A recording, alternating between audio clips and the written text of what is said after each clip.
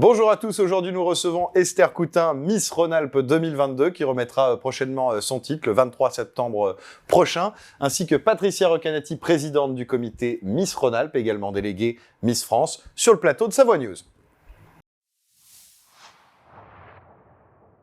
Esther Coutin, bonjour. Bonjour. Merci d'accepter cette invitation sur Savoie News.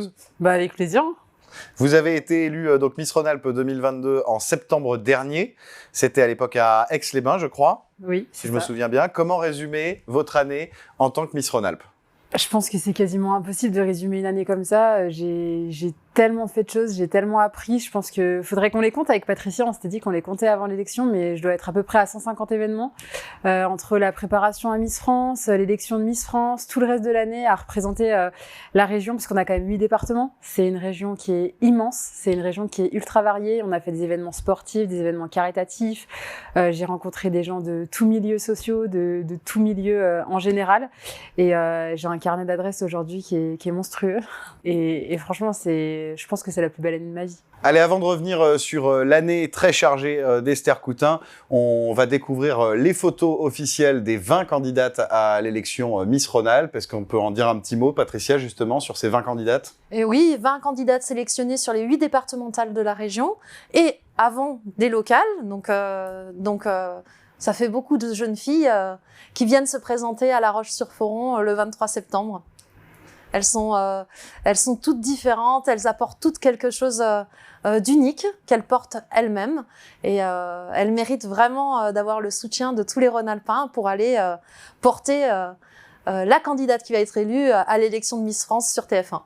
Et on leur souhaite à toutes la plus belle des réussites, évidemment, pour cette élection. Qu'est-ce qui motive justement à se présenter à une élection de Miss? Est-ce que c'était un rêve de petite fille, par exemple? Alors pour moi, c'était un rêve de petite fille. Je sais qu'il y a des filles qui se présentent parce que c'est un défi personnel, parce que des fois c'est leur famille qui les ont inscrites et elles se sont prêtées au jeu.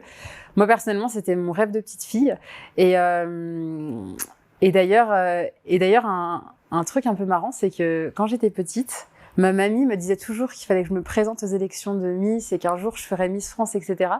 Et elle est malheureusement décédée en mars 2017. Et j'ai été élue en mai 2017 Miss Haute-Savoie. Et au final, j'ai réussi finalement à faire Miss France. Et du coup, je pense à Savoie News parce qu'à l'époque, elle avait écrit le prénom de la présidente de Miss Pays de Savoie sur un petit bout de carton. Et on avait retrouvé ça. Et je me dis que le chemin parcouru est beau et que c'était vraiment mon rêve de petite fille. Je découpais les articles de magazine quand j'étais petite. Et donc prochainement, le mois prochain, vous allez donc remettre votre titre. Qu'est-ce que ça fait? Une petite déception, une petite tristesse que le mandat soit déjà je suis dégoûtée. fini? C'est passé vite? Non mais oui. En vrai, je suis super triste. C'est une année qui est exceptionnelle. J'ai eu la chance de vivre ça. J'ai beaucoup travaillé pour essayer d'obtenir ce titre qui me faisait rêver. Et je suis trop triste que ce soit fini parce que faut pas que je regarde Patricia, sinon je vais pleurer. Je pleure déjà. C'est ridicule.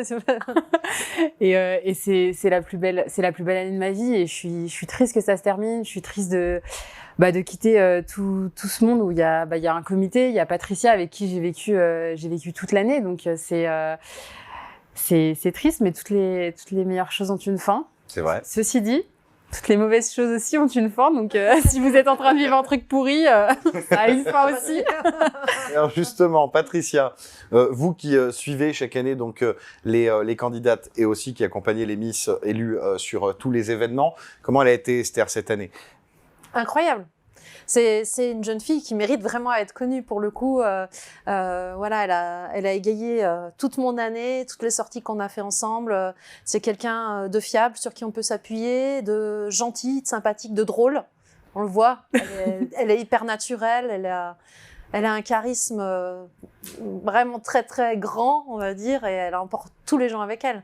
Donc c'est alors moi, je suis pas triste, c'est un peu bête, je verse des larmes, mais il y a pas de raison de verser des larmes, parce que de toute façon, on se connaît, et puis je sais qu'on fera encore toujours plein de choses ensemble.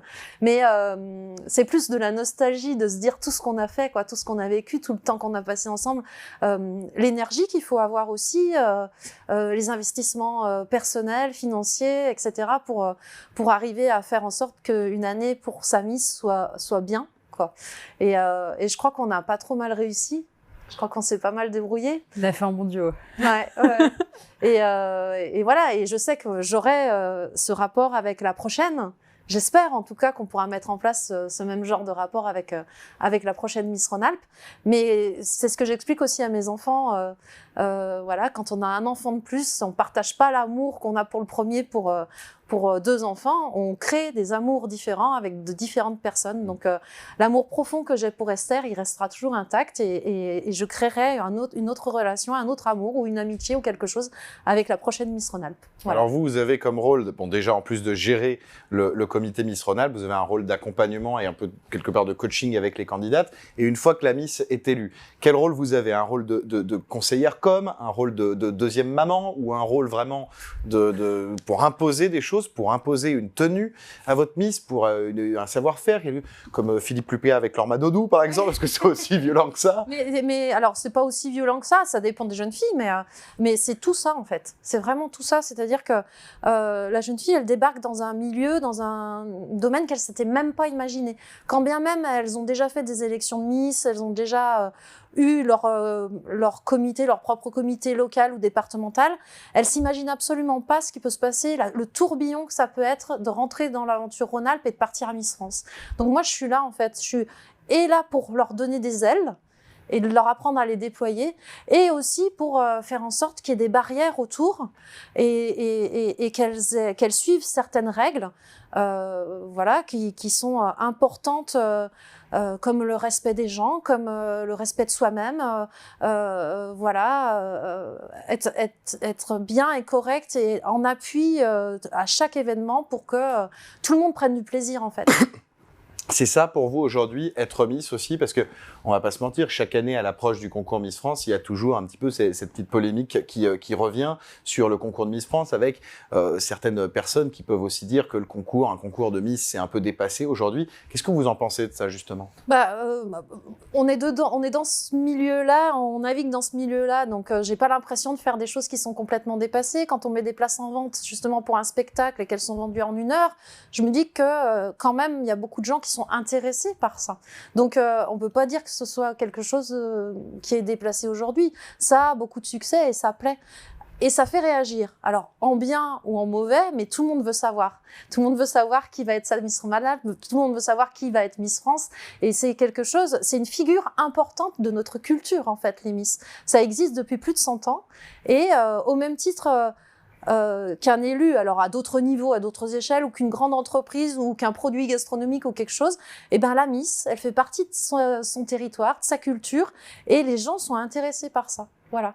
Et au-delà de ça, avoir une petite jeune fille qui est timide, qui veut soit faire ses preuves ou réaliser son rêve de jeune fille, eh ben c'est génial d'avoir cette jeune fille, et pas forcément que des jeunes filles aujourd'hui d'ailleurs, ça peut aussi être des femmes qui n'ont pas encore réalisé ce rêve-là et qui veulent le faire, et ben d'être là en accompagnement derrière pour leur permettre de réaliser ça, et puis de les voir à la fin de leur année comme Esther aujourd'hui, qui je crois a vraiment déployé ses ailes, est capable de tenir un discours, de tenir une salle, de se faire un réseau. Je me dis que on fait quelque chose qui est assez sympa quand même. On va en parler justement à Esther de la suite pour ça par rapport à ce que vous dites. Mais déjà, Esther, si vous aviez un seul conseil, un conseil primordial à donner aux jeunes filles qui souhaitent se lancer dans l'aventure des Miss. Je peux pas t'en donner qu'un. Je peux en donner plein. En vrai, ce serait vraiment de rester soi. C'est vraiment le conseil bateau. Et quand on dit rester soi, on se dit oui, c'est comme rester naturel. C'est un peu bête. Mais en fait, il faut vraiment le prendre au pied de la lettre. Il faut entendre tous les mots. Et parfois, c'est une année où on a tendance à beaucoup douter de soi parce que on est pas mal exposé. Donc, on est exposé à plein de critiques parce que tout le monde a sa vision des choses et on peut pas rentrer dans la catégorie de tout le monde, on peut pas plaire à tout le monde. Mais du coup, l'important, c'est d'arriver à rester solide sur ses appuis, d'arriver à rester bien tout au long de son année. Et c'est là où Patricia nous protège vraiment, parce que les moments où j'ai pu douter dans mon année, elle me disait non, t'es Esther, tu t'assumes et t'es comme ça. Genre, tant pis si tu plais pas là, c'est pas tant pis si tu plais pas là. T'as été élue comme ça, t'es comme ça et c'est bien. Du coup, je leur dirais vraiment de rester soi et d'avoir conscience aussi que que c'est un investissement personnel qui est énorme. Pour moi, la Miss Rhône-Alpes, et c'est ce que j'ai envie que ce soit la prochaine Miss Rhône-Alpes aussi, c'est que ce soit quelqu'un qui s'investisse et pas quelqu'un qui se dise bon bah je suis là, je veux faire Miss France, etc.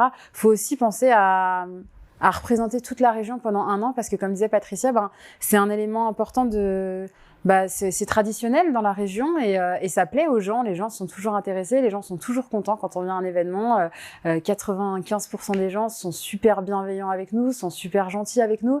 Et ça, faut pas l'oublier. Et souvent, c'est ces 5% qu'on tendance à nous faire douter. Donc, de pas douter à cause de ces 5%, mais de rester solide. Une dernière question pour vous, Patricia, juste avant de rappeler qu'on a évidemment le concours, enfin l'élection de Miss Rhône-Alpes 2023 qui arrive. Le comité Miss Rhône-Alpes ainsi que vous, Patricia, sont au cœur d'une polémique depuis quelques semaines avec l'annonce via plusieurs communiqués de presse de la rupture de l'affiliation au comité Rhône-Alpes, des comités d'Isère, de Vallée du Rhône, de Loire et du Rhône. Que s'est-il passé ? Bien, c'est un peu difficile, c'est ce que je disais tout à l'heure, puisque on est là vraiment que pour s'amuser, du plus, on est tous bénévoles, on fait vraiment ça pour promouvoir des jeunes filles et une région. Mais la vie d'aujourd'hui fait que les choses se contractualisent aussi et aussi se professionnalisent. Et ça vient pas de Patricia Recanati ou du comité Miss Rhône-Alpes, c'est quelque chose qui est global dans notre vie de tous les jours. Et ces comités-là n'ont pas voulu en fait qu'on contractualise les choses clairement par rapport à ce qu'on a le droit ou pas le droit de faire par rapport à la société Miss France. Et malheureusement, et après c'est leur décision et je l'entends totalement, c'est un choix personnel qu'ils ont fait de ne plus s'associer à l'image de Miss France. Merci en tout cas d'avoir répondu à cette question. Le prochain rendez-vous, c'est donc le 23 septembre à La Roche-sur-Foron, à Roche Expo exactement pour l'élection de Miss Rhône-Alpes. Est-ce qu'on peut encore prendre des billets et comment on fait pour voter pour notre candidate préférée ? Alors il reste quelques places, on est à quelques semaines là de l'élection, jours. Il reste encore quelques places. C'est accessible sur le site de l'Office de tourisme de La Roche-sur-Foron pour avoir ces places. On y a aussi en lien sur nos bios Instagram. Pour ceux qui sont sur les réseaux sociaux, ils comprendront de quoi je parle. Voilà, donc on peut encore acheter quelques places, mais il faut se dépêcher.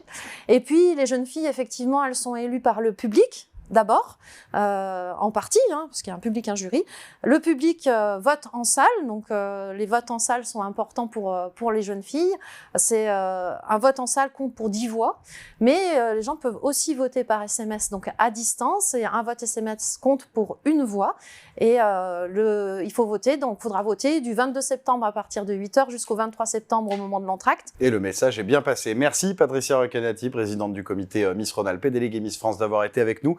Et merci Esther Coutin, bonne fin d'aventure et le meilleur pour la suite. Merci beaucoup. Et à très bientôt sur Savoie News. À très bientôt.